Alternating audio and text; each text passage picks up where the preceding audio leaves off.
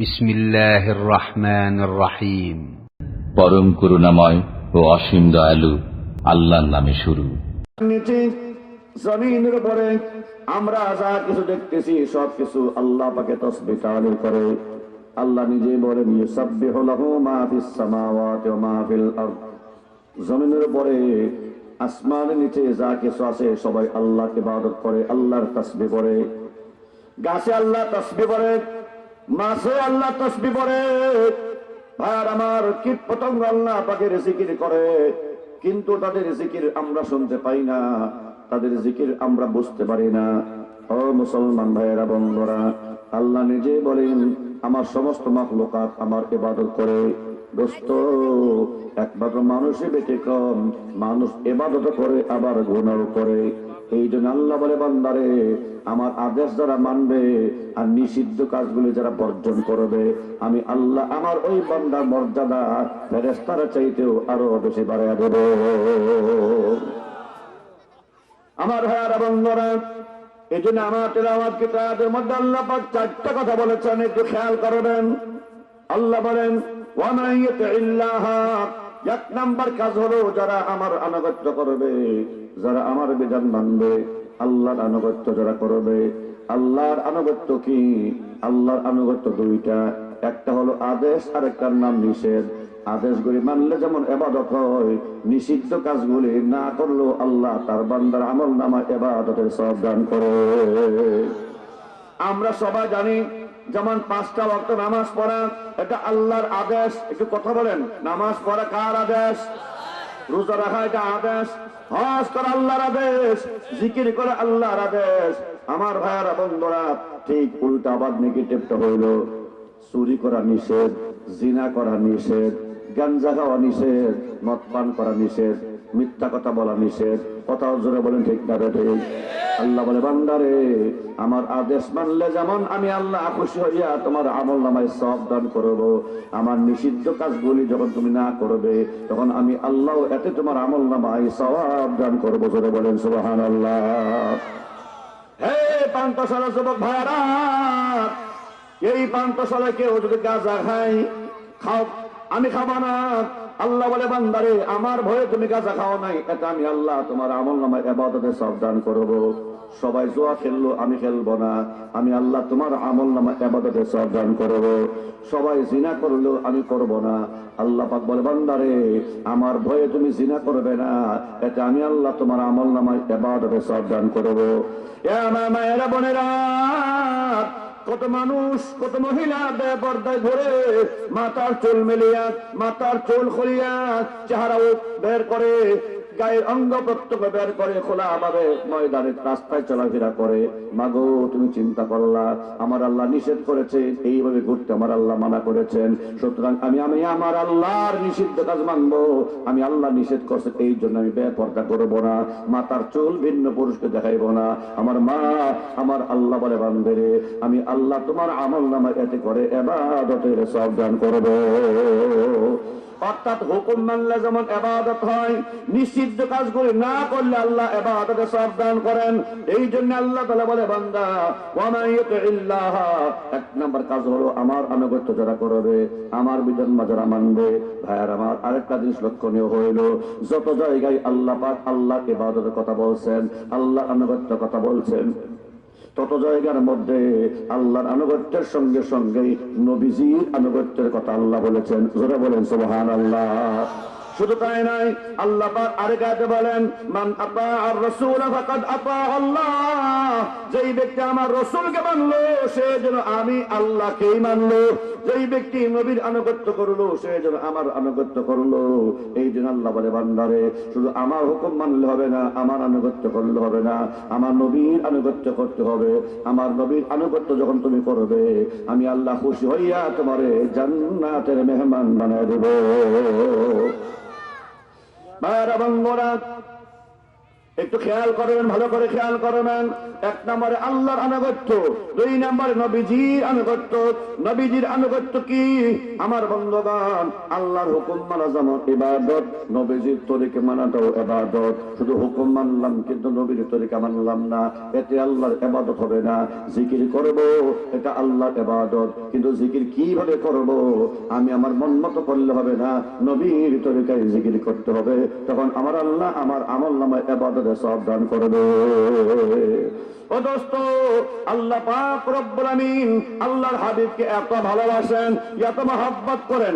আল্লাহ বলেন, নবী গো, আপনি আপনার উম্মতকে জানিয়ে দিন, ইন কুনতুম তুহিব্বুনাল্লাহ ফাত্তাবিউনি ইউহিব্বুকুমুল্লাহ। দুনিয়ার মানুষেরা রে, তোমরা কি আল্লাহকে ভালোবাসতে চাও? তোমরা কি আল্লাহকে পেতে চাও? তাহলে একটা কাজ করো, আল্লাহকে পেতে চাইলে, আল্লাহকে ভালোবাসতে হলে আমার নবীর আনুগত্য করো, আমার নবীর ইত্তেবা করো। আমার নবীর ইত্তেবা যখন করবে, আমি আল্লাহ নিজে তোমাদেরকে ভালোবাসবো এবং তোমাদের জিন্দেগীর সব গুনাহ আমি আল্লাহ মাফ করিয়া দেব। সবাই একটু আওয়াজ করে বলেন, ভাই আল্লাহকে ভালোবাসতে চাই কি চাই না? এই দেশে যারা চুরি সামারি করে আরো আল্লাহরে পাইতে চায়, গাঞ্জাখোররা আল্লাহরে পাইতে চায়, হিন্দুরা আল্লাহকে পাইতে চায়। আল্লাহ বলে, বান্দা আমাকে পাইতে হলে তোমার মন গড়া ভাবে পাইলে চেষ্টা করলে হবে না, আমার নবীর আনুগত্য করতে হবে, আমার নবীর তরিকা মানতে হবে, নবীজির অনুসরণ করতে হবে। ভাইয়েরা বন্ধুরা, আমার সামনে আপনারা যারা বসা আছেন, যুবক বৃদ্ধ প্রিয় ভাইয়েরা, সবাই বলেন, এই যে দেহটা, এই যে শরীরটা, এটার মালিক কে? কে? খেয়াল করেন, মনোযোগ দিয়ে খেয়াল করেন একটু। আমার নাম মুখতার হোসেন রায়পুরি, সবাই আমার নাম জানেন। এখন আপনারা যারা আমার সামনে বসে আছেন, সবাইকে আমারে দেখতেছেন, সবাইকে আমারে দেখতেছেন।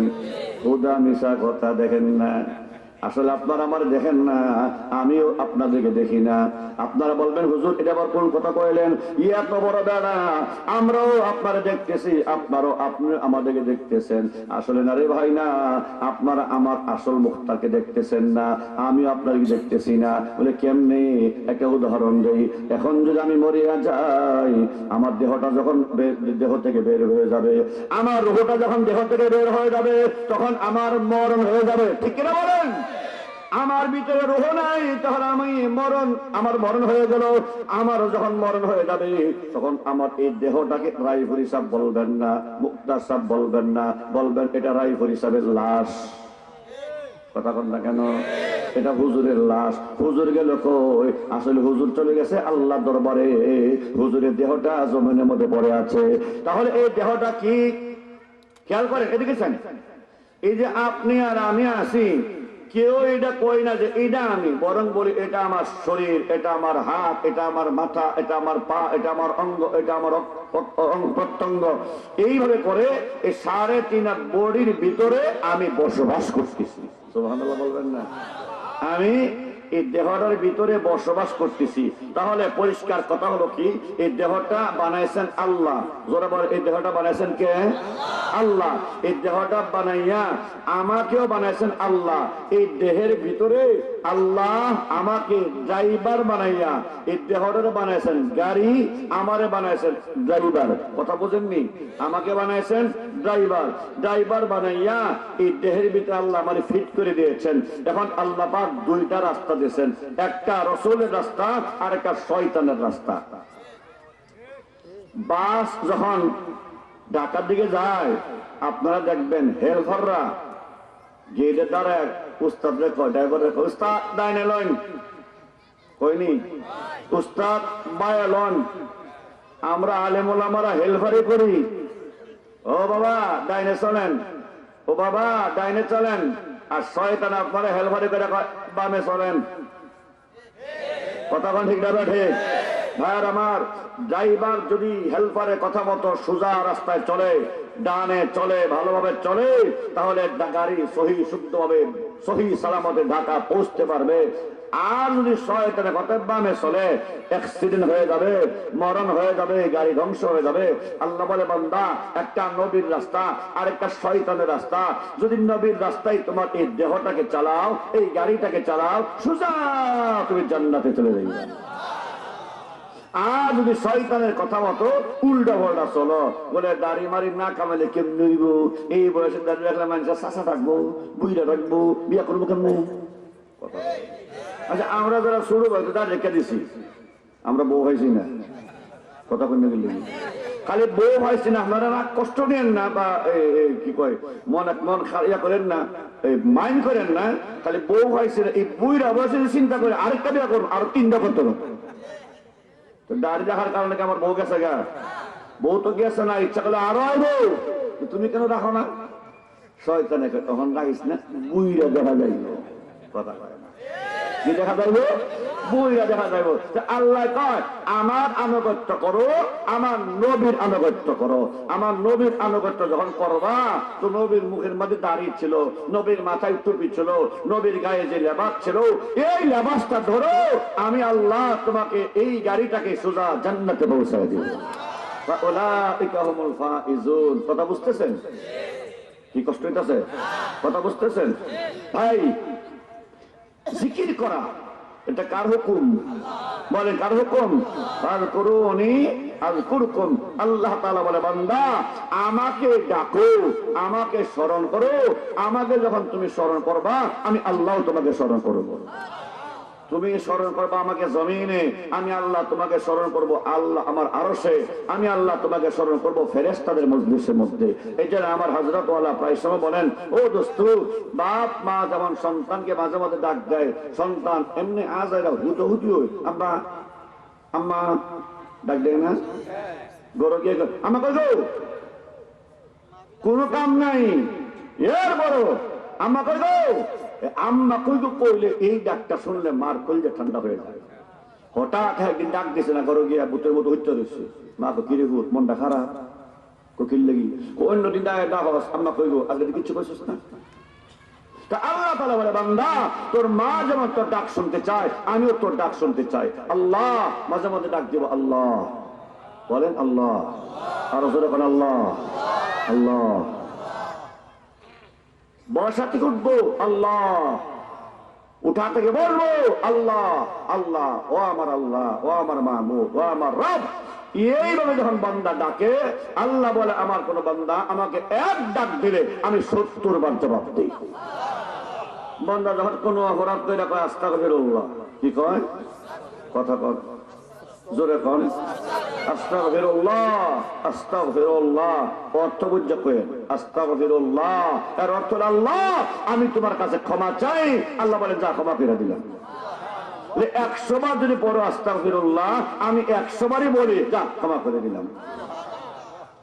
এই জন্য ভাইয়ার আমার, আল্লাহকে ডাকবো, আল্লাহর জিকির করব, কিন্তু দেখা যায় শয়তান আমরা শিক্ষা দেয়। শয়তান আমাদের কি শিক্ষা দেয়? শয়তান যদি আল্লাহরে ডাকিস না, তাহলে কবিতা আমার শয়তান ধোঁকা দিছে। শয়তান কয় ডাকবি ডাকবি এমনি ডাকবি, জিকির হইব, মজাও লাগবো। কেমনে জিকির করবি? একটু খারইয়া, কিছু মহিলা লগে লইয়া, এরপরে জটটা চুলটা লম্বা কইরা নাচবি আর আল্লাহরে ডাকবি, মজাও হইবি, জিকির হইব। এই জিকির তোমার জাহান্নামে নিয়ে পৌঁছায় দেব। যখন কথা ঠিক যাবে আল্লাহর হাবিব সাল্লাল্লাহু আলাইহি ওয়াসাল্লাম বলেন, মান সাব্বাহাল্লাহ মিআতাম বিল গাদাতি ওয়া মিআতাম বিল আসিয়্যি কানা কামান হাজ্জা মিআত হাজ্জাতি। আমার কোন উম্মত যদি সুবহানাল্লাহ সুবহানাল্লাহ সুবহানাল্লাহ জিকির করে গো, সকালবেলা ফজরের নামাজটা পড়িয়া যদি 100 বার সুবহানাল্লাহ পড়ে, আল্লাহর হাবিব বলেন কানা কামান হাজ্জা মিআত হাজ্জাতিন, মহান আল্লাহ ওই বান্দার আমলনামার মধ্যে 100 হজের সওয়াব দান করবে। আর একটু জোরে বলবেন না সুবহানাল্লাহ? শুধু কি তাই? নবীজি বলেন ওয়ামান হামিদাল্লাহ, কেউ যদি 100 বার পড়ে আলহামদুলিল্লাহ, ওয়ামান হামিদাল্লাহ মিআতান, 100 বার কেউ যদি আলহামদুলিল্লাহ আলহামদুলিল্লাহ আলহামদুলিল্লাহ পড়ে, একটু পড়েন তো আমার সাথে, আলহামদুলিল্লাহ আলহামদুলিল্লাহ আলহামদুলিল্লাহ আলহামদুলিল্লাহ। ও দোস্ত, গাড়িতে বয়ে রয়েছেন, আজেরা কোনো কাম নাই, পকেট থেকে তসবিহটা টান্দা বের করেন, তসবিহ টান্দা বের করে আলহামদুলিল্লাহ আলহামদুলিল্লাহ পড়া শুরু করলেন। এরপরে রাতের বেলা ঘুমাইবার সময় যেই বালিশটার মধ্যে তুমি ঘুমাও, ওই বালিশের নিচে একটা তসবিহ সরাফিয়া দাও, সইয়া তার ঘরে তসবিহ সরাত লইয়া সুবহানাল্লাহ সুবহানাল্লাহ করা শুরু করে দিছো, কিন্তু আমরা করি উল্লাড়া কি বলে সইয়া বালিশের মধ্যে মাথাটা লাগাইয়া মোবাইল ফোনটা হাতে লইয়া ফেসবুক শরীফ, কথা যেটা কন্টেক্ট না দেখি এই ফেসবুক শরীফ হাত লইয়া চ্যাটিং ফেটিং শুরু করে দেয়, লাইক আনলাইক শুরু করে দিলাম, কমেন্ট টমেন্ট শুরু করে দিলাম। ভাইও এই কামের জন্য আল্লাহ তোমার বানাইছে না। ওরে আল্লাহর বান্দা, রাতের বেলা শুইয়া ঘুমাইবার আগে সুবহানাল্লাহ সুবহানাল্লাহ পড়তে পড়তে যদি ঘুমাইয়া যাও, আল্লাহ না করুন এই রাত্রে যদি তোমার মরণ হয়ে যায়, হাসতে হাসতে তুমি আল্লাহর জান্নাতে চলে যাবে। আল্লাহ তোমার শহীদ দরজা দান করবে। এই জন্য বেহুদার সময় বেহুদা কাজ কর্ম না করিয়া, বেহুদা বাজে কাজ করিয়া, বাজে কথা না বলে সময়টা না কাটাইয়া রাতের বেলা শুইয়া শুইয়া ঘুমাবার আগে সুবহানাল্লাহ সুবহানাল্লাহ পড়ো।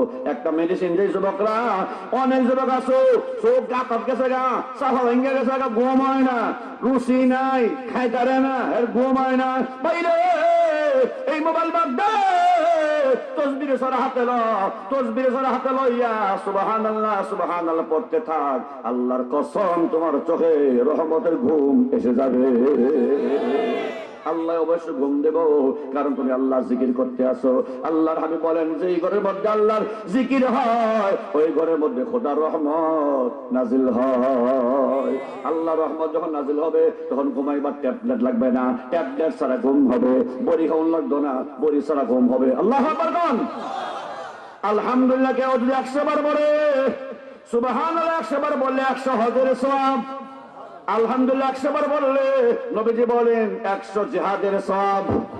কানা কামান গাজা মিআত গাজওয়াতিন, 100 জিহাদের সওয়াব। 3 নম্বর নবীজি সাল্লাল্লাহু আলাইহি ওয়াসাল্লাম বলেন ওমান কাব্বারাল ওমান হাল্লাল্লাহু মিআতাম বিল গাদাতি ওয়া মিআতাম বিল আশিয়্যি। কেউ যদি 100 বার লা ইলাহা ইল্লাল্লাহ পড়ে, আল্লাহ পাক ওই বান্দার আমলনামায় 100 গোলাম আযাদ করার সওয়াব তার আমলনামায় দান করবে। বন্ধুরা, এরপর নবীজি বলেন ওয়ামান কাব্বারাল্লাহ মিআতাম বিল গাদাতি ওয়া মিআতাম বিল আশিয়্যি। আল্লাহর কোন বান্দা যদি 100 বার বলে আল্লাহু আকবার আল্লাহু আকবার আল্লাহু আকবার আল্লাহু আকবার, এত নেকি আল্লাহ তোমার আমলনামা দান করবে। ওই দিন আসমানের নিচে জমিনের উপরে সবচেয়ে বেশি নেক আমল যে বান্দা কামাই করেছে তার সমান নেকি আল্লাহ তোমারে দিবে। ও ভাইয়া, এরপর একটু দরুদ শরীফ পড়েন। আল্লাহুম্মা সাল্লি আলা মুহাম্মদ পড়েন না আমার সাথে সবাই, আল্লাহুম্মা সাল্লি আলা মুহাম্মদ আল্লাহুম্মা সাল্লি আলা মুহাম্মদ। আমরা দেশে কিছু বেবজ্জা দল আছে নামের মুসলমান, এরা আমরা কওমি মাদ্রাসার হুজুরের গাইল্লায়, আমরা বলে ওয়াহাবি, আমরা বলে নবীর দুশমন, আমরা নাকি নবীর দরুদ পড়ি না। ভাইয়া খোদার কসম খাইয়া বলি, কওমির হুজুররা আছে যত হাজার বার দরুদ শরীফ পড়ে, এরা বাপ দাদা 14 গোষ্ঠ এত দরুদ পড়ে না। বুঝে না কেন বুঝে না? তার কারণ হইল দরুদ যে কি রেখো এই বুঝে না। কথা বলে এখন ঠিক না বলবে। দরুদ কোন গীতের নাম না, দরুদ কোন গানের নাম না, জোরে বলে ঠিক নেই। দরুদ কোন গীতের নাম না, দরুদ কোন গানের নাম না। দরুদ হইল নবীজির লাগি, নবীজির উপরে দরুদ শরীফ পড়বেন। কেমনে পড়বো? অনেক তরিকার দরুদ আছে, যেমন মনে করেন আল্লাহুম্মা পড়েন, সাল্লি আলা মুহাম্মদ। মাশাআল্লাহ, এটা একবার হয়ে গেছে গা। আবার পড়েন আল্লাহুম্মা সাল্লি আলা মুহাম্মদ। ভাইয়ের আমার, এরাই পুরাতনের মধ্যে সবচেয়ে দামি ব্যক্তি কে ছিলেন? মুফতি নুরুল্লাহ হুজুর। ঠিক নেই? দামি মানুষ না? তাই একটা কথা হয়ে গেছে এটা বেশি দামি। কথা বলে ফেললেন। আর যার লোকে কয়ে গেছে এই লোকটা যে মনে করেন কি কইতাম আমরা এজরাই করে মুফতি হুজুর আছেন, এরকম বড় কোন হুজুরের কাছে কয়ে যা, বোঝা গেল যে লাখ কইছে হেল অদামি, জাল কইছে সে অদামি। কথাটা মারাত্মক দামি কথা। অনেকবার মনে করেন সাধারণ ব্যক্তি আজ নুরুল্লাহ হুজুর কয়ে গেছে কথা ঠিক নাকি বেটি কোন দামি বানায় কইতারে, ঠিক না? একটা দরুদ আছে নবী নিজে শিখাইছেন, নবী নিজে শিখাইছেন। আর কারে শিখাইছেন জানেন? আমরা মুসলমানদের মধ্যে সব মুসলমানের নেক এক পাল্লাত রাখলেও তাই এক রাতের নেকের সমান হইত না। সে আবু বকর সিদ্দিক রাদিয়াল্লাহু তাআলা টাইম দিয়ে শিখাইছে, নবী সাহেব নিজে শিখাইছে। আবু বকর এই দুরুদটা পড়ো, তো নবী পড়াইছে, আবু বকর পড়ছে। এই দুরুদটা কি বলিতাম নি? এটা আপনারা জানেন নই, নামাজে পড়েন যে ইদ্দা দরুদ ইব্রাহিম সুবহানাল্লাহ কইতেন না? এরা আমরা কি কই জানেন? এরা কয় ও হ্যাঁ আর কোন দরুদ পড়ে না, দরুদ ইব্রাহিম পড়ে। ভাইরে আমরা সবচেয়ে দামি দরুদ পড়ার চেষ্টা করি। এখন দরুদ ইব্রাহিমটা কি ছোট্ট? আচ্ছা আর কয়েক মিনিট কষ্ট হইতেছে না তো? এই দরুদ ইব্রাহিমীটা যে আল্লাহুম্মা সাল্লি আলা মুহাম্মদ ওয়া আলা আলি মুহাম্মদ কামা সাল্লাইতা আলা ইব্রাহিম ওয়া আলা আলি ইব্রাহিম ইন্নাকা হামিদুম মাজিদ, অর্ধেক তো সে। এরপর আল্লাহুম্মা বারিক আলা মুহাম্মদ ওয়া আলা আলি মুহাম্মদ কামা বারাকতা আলা ইব্রাহিম ওয়া আলা আলি ইব্রাহিম ইন্নাকা হামিদুম মাজিদ, একবারে সব অক্ষণ, ঠিক নেই? এখন যদি কোন আমি গিরস্ত করি, গিরস্তি মিস্ত্রি করি না ওসাও ভাই, তো 100 বার পড়তে লজ্জার টাইমের দরকার। বাইকটা বইটাকে দরুদ আপনি কয়ে দিন, বাইকটা কইরা পড়লে কইলেন আল্লাহুম্মা সাল্লি আলা মুহাম্মদ, বাস একবারে গেছে। আল্লাহুম্মা সাল্লি আলা মুহাম্মদ, আল্লাহুম্মা সাল্লি আলা মুহাম্মদ, আল্লাহুম্মা সাল্লি আলা মুহাম্মদ। ভাইও দরুদ এমন একটা আমল, যে আমল বান্দা করে আল্লাহ নিজে করে। আরেকটু জোরে কোন সুবহানাল্লাহ। দুনিয়াতে যত আমল আছে একটু ঠান্ডা মাথায় শুনলেন, খেয়াল করে ভাইয়ার আমার। আল্লাহ বলে আকিমুস সালাত, এরে বান্দা নামাজ কায়েম করো, নামাজ পড়ো। কিন্তু কোন জায়গায় আল্লাহ এই কথা বলেন নাই নামাজ পড়ো আমি নিজেও পড়ি। আল্লাহ নামাজ পড়েনি, কথা আল্লাহ নামাজ পড়ে? ভাইয়ের আমার, আল্লাহ এই কথা বলেন নাই বান্দারে তোমরাও নামাজ পড়ো আমি আল্লাহ নিজেও পড়ি, এই কথা বলেন নাই। রোজা রাখো আমিও রাখি, কথা কয় নাই। হজ করো আমিও করি, এটা কয় নাই। সব জায়গায় আমার আল্লাহ বলছেন নামাজ পড়ো, রোজা রাখো, হজ করো, যাকাত দাও, এটা করো, এটা করো।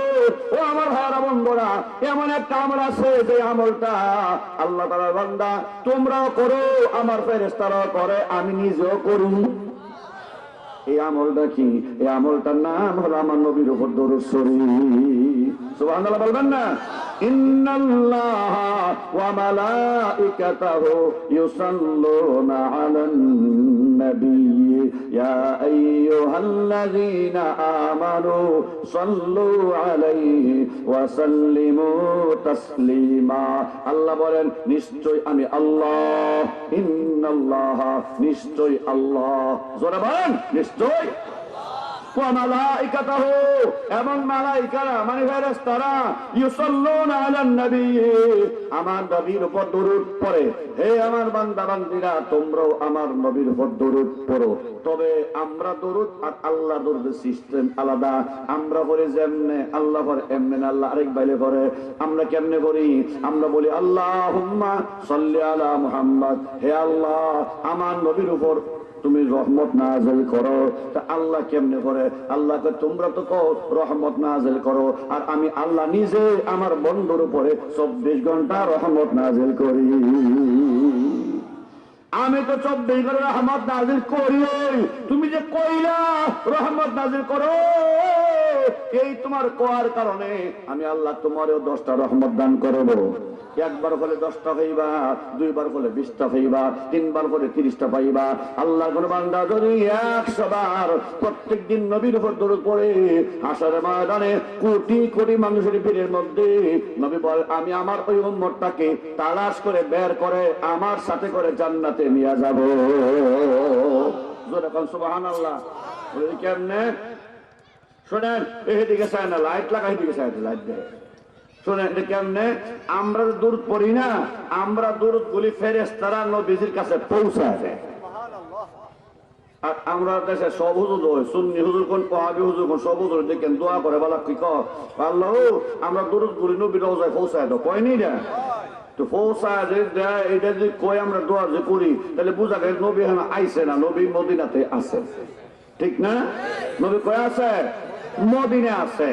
আর ফেরেশতারা নবীর কাছে এই দরুদগুলি পৌঁছায় যায়। নবী নিজে কয় যে ইন্না লিল্লাহি মালাইকাতান সাইয়াহিনা ফিল আরদ, পৃথিবীতে আল্লাহ পাক একদম ফেরেশতা রাখছে, এরা খালি ঘুরে আর দৌড়ায় আড়ে আর দেখে আমার কোন উম্মত আমার উপর দুরূদ পড়ে, আমার উম্মত যখন আমার উপর দুরূদটা পড়ে তার নাম এন্ট্রি করে, তার বাবার নাম এন্ট্রি করে, তার ঠিকানা এন্ট্রি করে, দুরূদের সংখ্যা এন্ট্রি কইরা ইউবাল্লিগুনা সালাম উম্মতি সালাম, আমার ওই ফেরেশতা আমার উম্মতে এই দুরূদটা আমি নবীর কাছে ইউবাল্লিগুনা পৌঁছায় দেয়।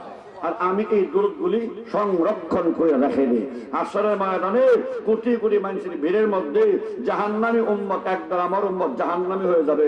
ফেরেশতারা রশি দিয়া বাইন্দা যখন জাহান্নামে নিয়ে যাইব, তখন আমার কাছে খবর হবে, হুজুর আপনার অমুক একটা উম্মত হয়ে যেতেছে। তখন আমি ডাক দেব, ফেরেশতারা থামো। ফেরেশতারা থামবে না, কারণ না থামার এরা আমার ডাক শুনতই না। আযাবে ফেরেশতারা থাকবো বয়রা, হাত কানেও নেই না, কথা কয় না। আমরা বেগনাবাদ এক নৌকাওয়ালা আছেন, এলার নাম আছেন হাটকাল্লা। এই সময় ইঞ্জিন আছেন না, এরপরও নাও সাইরা দিলে বাপ ডাকলে আর ফিরা চাইছেন না,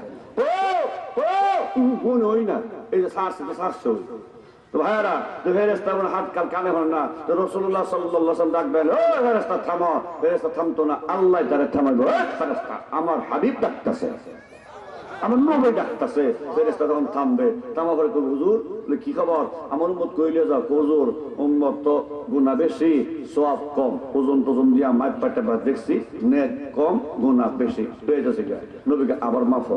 ফেরেশতা কই, হুজুর আমরা মিছা কথা কমু, মাইপ তো যদি দিতেছি কোন, এরপর আবার মাফ, আবার একটা মাপ দিব, মাপ দেওয়ার পরে দেখা যায় গুনাহ বেশি নেক কম, নেক কম। ফেরেশতা কই, দেখছেন জায়গা নবী একটু থামো, ওকে হাত দিয়া একটা কাগজ বের করবো, এই কাগজটা নিয়ে নেকি পাল্লা তুলব, নেকি বাড়ি হয়ে যাবে। এটা কি আমার দূরত করতো, এটা থিয়াদ ইসলাম আজকা দিনের লাগি, এটা দূরত করবো ইনশাআল্লাহ। নাকি ফেসবুক চালামো?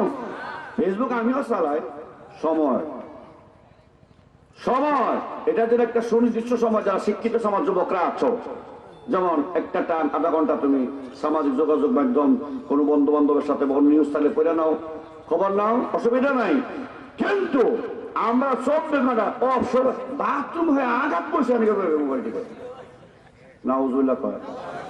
ব্যাংক গেছে সিরিয়াল রাখা রয়েছে, সিরিয়াল ব্যাংক সিরিয়াল কি ব্যস্ত হয়ে গেলাম। একটা কথা গায়ে শেখ বলেন, যা লাগে না কাজে তারে কয় বাজে। হে ফান্তাসলা ভাইয়েরা একটু জোরে কয়েন, যা লাগে না কাজে তারে কয় বাজে। আবার বলেন, যা লাগে না তারে কয় বাজে। আল্লাহ বলেন, যারা বাজে কাজ ছেড়ে দিবে তাদেরকে আমি আল্লাহ জান্নাতুল ফেরদাউসের মালিক বানা দিব, ওয়ারিসানা দিয়া দিব। আমরা বাজে কাজ করে সময় কাটাই। ভাইও আজকে আমার কথার মূল বিষয়বস্তুটা হলো সময়টা কাজে লাগলো, রাতে শুয়া তসবিহ করবো। এই জন্য যাতে আমার তসবিহটা আল্লাহর জিকিরটা স্মরণ থাকে, এই জন্য পকেটে একটা বালিশ নিচে একটা, পারবেন ইনশাআল্লাহ? পকেটে একটা বালিশ নিচে একটা, যখন আপনি পকেটে রাখবেন তখন নৌকা বইলে রিস্কা তুটলেও পকেটে হাত দেবে, তসবিহ আছে এই আতলে রেখে একটু পড়া শুরু করে দিই, বাস একটা সুবহানাল্লাহ, জান্নাত একটা ফলের কাজ তৈরি হয়ে যাবে। কেউ দিবেন আজকে মরলে আজকে গিয়ে দেখবেন আপনার গাছ রেডি হয়ে গেছে, আজকে কবরে গেলে আজকে দেখবেন আপনার সওয়াব জমা হয়ে গেছে, আপনার অ্যাকাউন্টে গাছ লেখা হয়ে গেছে। জোরে বলেন সুবহানাল্লাহ। এটা সময়টাতে কাজে লাগাবো। এরপর রাত্রে শোয়ার পরে ঘুম আসতেছে না, বাস এই চিন্তা ভাবনা বাদ দিয়া এই তসবিহ সলা হাতে নিয়ে, উজু তো নাই, অসুবিধা নাই, উজু ছাড়াও তসবিহ ভরা যায়। কথা বল ঠিক কিনা? হ্যাঁ, যদি ওযু অবস্থায় ঘুমাইতে পারেন সারা রাত রহমতের ফেরেশতারা আপনার গুনাহ মাফের লাগে আল্লাহর কাছে কাইন্দা দোয়া করবে। জোরে কন্যা সুবহানাল্লাহ। তো এই আয়াতে আল্লাহ 4টা কথা বলছেন। 1 নাম্বার আল্লাহর বিধান, একটু জোরে কোন কার বিধান? 2 নাম্বার নবীর তরিকা। 3 নাম্বার আল্লাহ বলে ওয়ায়াখশাল্লাহ, আমারে যারা ভয় করে। কারে ভয় করে? ও ভাই, আল্লাহ আছে নাকি নাই? দূরে না কাছে? সবসময় আমার সাথে আছে। এই ভয় যারা অন্তরের মধ্যে থাকবে। 4 নাম্বার আল্লাহ বলে ওয়ায়াত্তাকি, আমার আযাবের ভয়ে, আমার শাস্তির ভয়ে যেই বান্দা এই নিয়ত করবে যে আল্লাহ আমি আর গুনাহ করব না।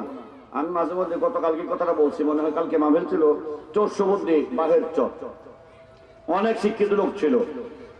আমি আর আপনি আল্লাহর ওলি হওয়ার জন্য আমাদের একটা সিদ্ধান্ত যথেষ্ট। একটা সিদ্ধান্ত, সেটা কি? নিয়ত করবো যে আল্লাহ আমি আর গুনাহ করবো না। সিদ্ধান্ত নেন, এটা 1 সেকেন্ড লাগে। 1 সেকেন্ডে সিদ্ধান্ত নেবেন, পরবর্তী দ্বিতীয় সেকেন্ডে আল্লাহ ঘোষণা করবো বান্দা আমি তোমার কোনো গুনাহ রাখবো না, তোমারে মাফ করে দিলাম। এই জন্য আল্লাহর ওলি হইতে সময় লাগে 1 সেকেন্ড। কথা বলে কয় সেকেন্ড লাগে? 1 সেকেন্ড লাগে। ভাইয়া ও আমার প্রাণপ্রিয় যুবক ভাইরা, আসুন গুনাহ ছেড়ে দেই, মনে মনে প্রতিজ্ঞা করি যে আল্লাহ যেই কাজ করে গুনাহ হয় জেনে শুনে আমি এই কাজ করব না। আর যদি আমার দ্বারা অজান্তে গুনাহ হইয়া যায় সাথে সাথে তওবা করে ফেলবো, আল্লাহর কাছে মাফ চেয়ে ফেলবো। আল্লাহ আমাদের সব ভাইকে আমল করার তৌফিক দান করেন। সবাই একটু জোরে বলেন আমিন। এই পান্তাসারা যুব সমাজ অনেক বড় আশা করে, প্রতি বছরই মাহফিলটা করে, বছরও করতেছেন। তাৎক্ষণিক ভাবে এত বড় বক্তা পাওয়া যায় না। আল্লামা হাসান জামিল সাহেব যে কত বড় আলেম এবং কত বড় বক্তা বর্তমান প্রজন্ম আপনারা অনেকে জানেন। হাসান জামিল সাহেবকে পাওয়া অনেক কঠিন। এরপরও এই যুবকরা কার নামে মাহফিলটা করাইতেছেন? মুফতি নুরুল্লাহ সাহেব রহমতুল্লাহ। আল্লাহু আকবার বলবেন না? আমি একটা আকীদা পোষণ করি, আমার মনের ধারণা এই পান্তাশালা দিয়া বহুবার শতবার ছোটবেলা যাতায়াত করছে। এখানে একটা সনের ডেরা আছেন, ঠিক না? হ্যাঁ, এখানে তো মানুষ সন্ধ্যার পরে ভূত ফিরতির ভয়ে আসতো না। এই জায়গায় এত উন্নতি হয়েছে, এই জায়গায় এত উন্নতি হয়েছে, আমার মনে হয় কেউ কল্পনা করেন নাই। এই উন্নতি হওয়ার পেছনে এখানে পার্ক হবে, এটা হবে, সেটা হবে, এটা না। আমি বিশ্বাস করি একমাত্র আল্লামা মুফতি নুরুল্লাহ রহমতুল্লাহি আলাইহি কদম মুবারকের বরকতে আল্লাহ পাক এই এলাকায় এত উন্নয়ন দান করেছেন। আসুন আমরা তার সেই স্মৃতি, তার সেই আদর্শকে আমরা লালন করি।